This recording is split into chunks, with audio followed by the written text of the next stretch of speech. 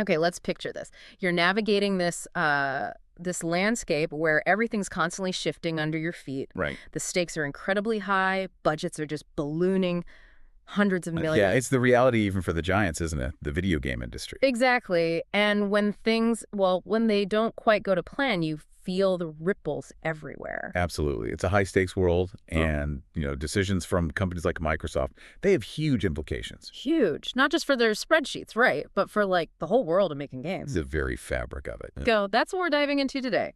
Microsoft's big Xbox division shakeup, the layoffs and game cancellations that just hit on July 2nd, 2025. A pretty significant date. It is. Our goal here is to unpack what actually happened, why Microsoft says they did it, the backlash, what the industry is saying. And what it all means. Exactly. For Xbox's future and gaming overall, we want to give you a clear picture of this whole complex thing, maybe reveal some of the deeper currents at play. Okay, let's jump in. The immediate impact.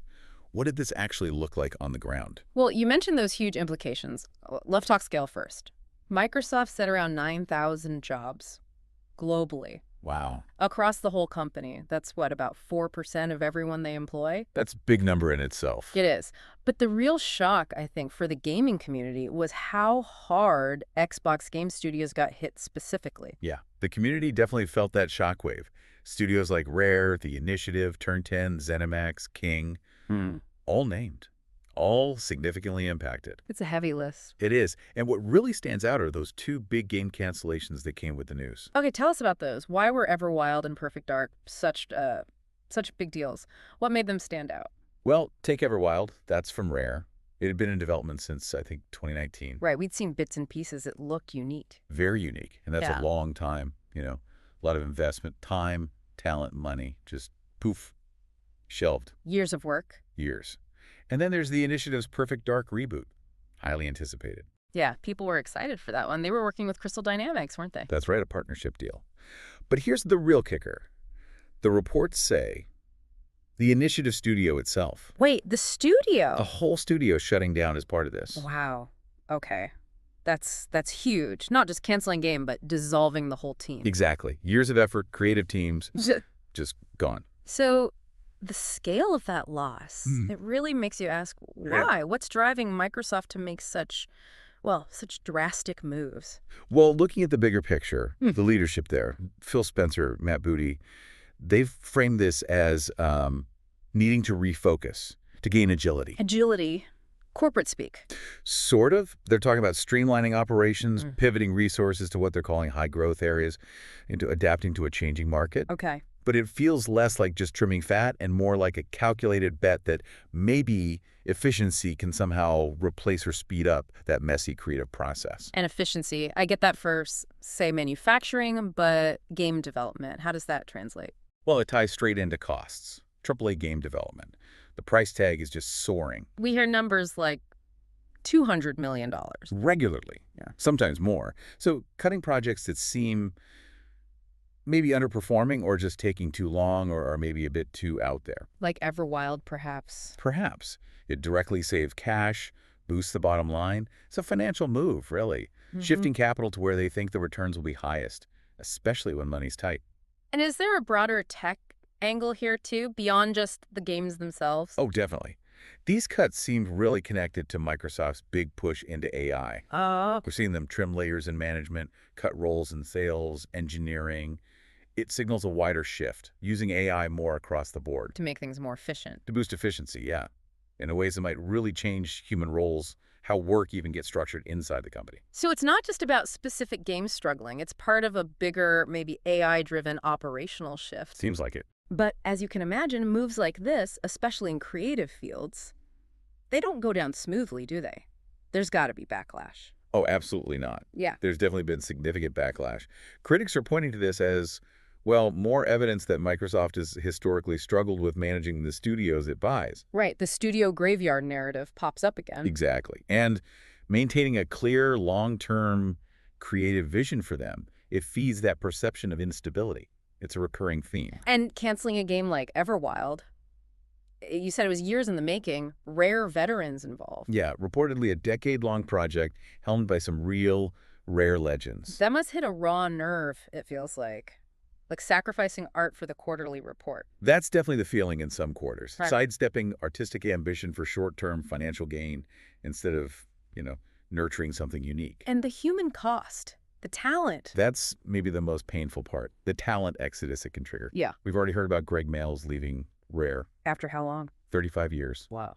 When you lose that kind of person, that institutional knowledge, that history, you really risk damaging the studio's identity, its creative core. It's like chipping away at gaming history. And for the people still there, what's the mood like? Because this isn't the first round of cuts recently, is it? No, definitely not. There were layoffs in 2024 as well. So after multiple waves, reports say morale and stability across Xbox game studios are, understandably, suffering badly. Must be incredibly tough. An uncertain environment to try and be creative in. Extremely difficult. Okay, so given all that, the cuts, the cancellations, the rationale, the backlash, what are people saying? What's the chatter in the industry, in the community? What's the speculation? Well, one of the biggest points of speculation is around Game Pass. Ah, the subscription service. Exactly. A lot of analysts are reading these cuts as a pretty strong signal that maybe, just maybe, Game Pass isn't bringing in the returns Microsoft expected. You see comments online, like on Reddit, where people point out the sort of contradiction, right? Microsoft owns massive hits, now Call of Duty, Candy Crush. Huge earners. Huge. And yet, Xbox is still making these deep cuts, ones that really affect its identity. Yeah. It feeds this feeling that the Game Pass model, maybe the original vision for it, isn't quite working out financially. Right. I saw some comments saying things like, Microsoft funded these projects for years and got nothing back, which sort of leads to this idea of AAA fatigue. Precisely. With costs going up and up for those huge AAA games, the speculation is that maybe Microsoft sees projects like Everwild or Perfect Dark Visionary, maybe a bit niche, as just too risky now. So they pivot. They might pivot more towards live-service games or established franchises, things that offer, more predictable, ongoing revenue. Safer bets, even if they're less creatively bold. And that AI angle keeps coming back too, doesn't it? It really does. Microsoft leaning more on AI across its products, even in code development. That's a big signal. It could mean they see more chances to use AI instead of human engineers down the line. A strategy that could reshape teams everywhere in the company, not just gaming. Right. It points towards a future where even creative work might be altered by algorithms seeking efficiency. That's a huge shift for the whole industry to think about. A future with more AI doing the work. But one thing the sources seem clear on, despite all this, the Xbox console itself isn't going away. That's a really key point for players, yeah. Despite cutting studios and games, reports say Microsoft is not scaling back its hardware plans. So new consoles are still planned, maybe a next-gen system? Development seems to be continuing on that front. So the console itself, that looks like it remains a core part of their long-term plan. Okay, that's definitely reassuring for people invested in the Xbox ecosystem. So looking ahead then, given these huge shifts, what should we expect? Short-term, medium-term, long-term? Well, short-term. Probably expect fewer big new internal game announcements.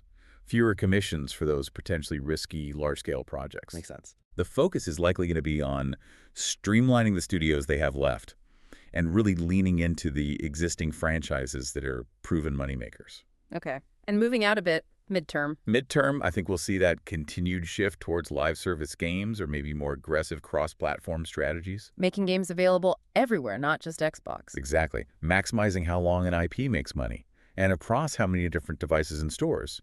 It's about getting that reliable, recurring revenue stream locked down. So maybe fewer giant single-player epics, more ongoing games.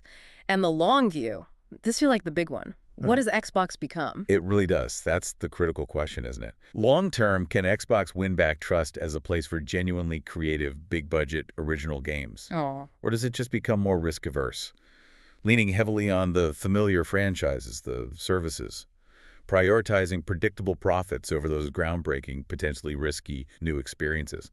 It feels like a real crossroads that could define Xbox for years to come. Right.